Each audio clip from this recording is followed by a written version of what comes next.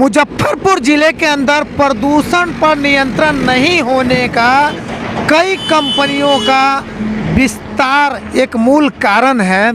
नमस्कार, आप देख रहे हैं जी न्यूज़ बिहार में आपका स्वागत है।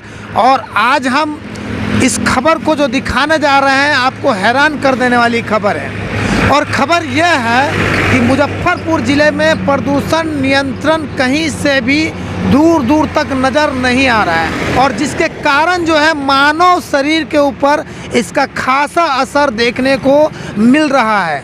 यानी ऐसा कहा जा सकता है कि पर्यावरण यदि दूषित हो चुका हो और आप उस पर्यावरण को अपने शरीर के अंदर उतारते हैं तो वह कहीं ना कहीं आपको नुकसान पहुंचाता है। लेकिन क्या कीजिएगा, व्यवस्था है आपकी अशुद्ध ही पर्यावरण को आपको लेना आपकी मजबूरी हो जाती है। किंतु जब विभाग के लोगों की लापरवाही देखी जाएगी तो आपको समझ में आएगा कि आपको दूषित पर्यावरण पर मजबूर किया जा रहा है कि आप इसको सांसों को ग्रहण करें।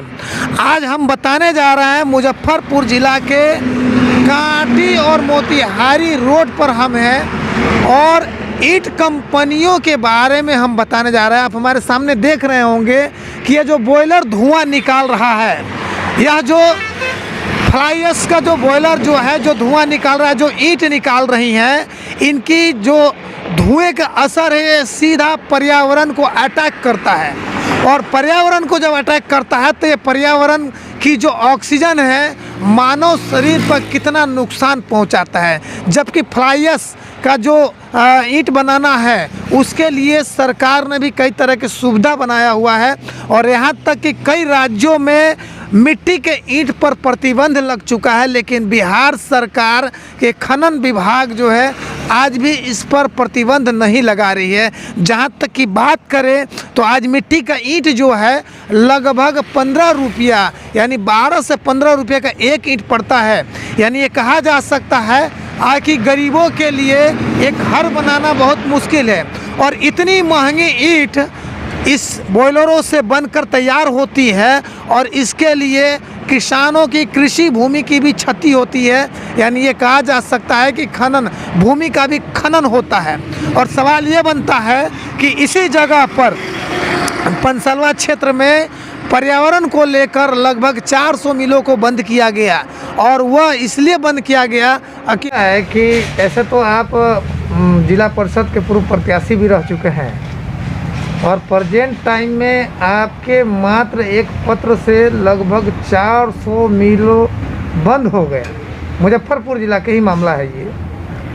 तो आप प्रदूषण पर जो काम कर रहे हैं तो केवल प्लाईवुड कंपनियों के बॉयलर से जो धुआं निकल रहा है वही आपको प्रदूषण देता है, कि बाकी सारे ईंट भट्ठे जो इतने सारे धुआंधार निकल रहा है वो भी तो प्रदूषण देता है। तो उस पर आप कार्रवाई क्यों नहीं कर रहे हैं? सरकार से हम मांग करते हैं कि जितना भी ईंट भट्ठा है जो प्रदूषण माने दे रही है सबका जांच कराए, सबका बॉयलर खराब है या उसमें क्या गड़बड़ी है, और उसके द्वारा भी काफ़ी प्रदूषण को बढ़ावा मिला है। अभी पेपर में निकला है कि 364 तक प्रदूषण मुजफ्फरपुर ज़िला का हो गया है, और रेड जोन में मुजफ्फरपुर ज़िला है। इससे लगता है कि अगर सरकार तुरंत नहीं कार्रवाई करे तो लोगों का जीवन खतरे में पड़ जाएगा। इसलिए हम मांग करते हैं कि जितने भी ज़िला में मैंने अथी है क्या नाम है ईंट भट्ठा समूचा का जांच कर और उसको प्रदूषण से मुक्त कराया जाए। क्या नाम हो? राम इकबाल राय। हम पूर्व प्रत्याशी भी थे, ऐसे तो बहुत पोस्टों पर हम रहे, आरजेडी के अध्यक्ष रहे, जदयू के अध्यक्ष रहे, बाजार समिति के अध्यक्ष रहे। धुआं जो है पर्यावरण को दूषित करता है, और वो भी मुजफ्फरपुर ज़िले के पर्यावरण को दूषित करता है। यदि मुजफ्फरपुर ज़िले के पर्यावरण को प्लाईवुड कंपनियों से निकलने वाली धुआं अगर दूषित करता है तो ये जो धुआं निकल रहा है आप देख सकते हैं हमारे सामने। ऐसे न जाने मुजफ्फरपुर के अंदर लगभग कई सौ ईंट की कंपनियां हैं, और इनसे भी जो धुआं निकल रहा है वह भी पर्यावरण को दूषित कर रहा है। किंतु इस पर जो है प्रदूषण नियंत्रण बोर्ड का नज़र क्यों नहीं जा रहा है, या फिर वैसे लोगों का नज़र क्यों नहीं जा रहा है कि इन पर कार्रवाई हो। जबकि आज इनके जो ईंट जो तैयार होते हैं उस पर जीएसटी में भी ये लोग चोरी करते हैं।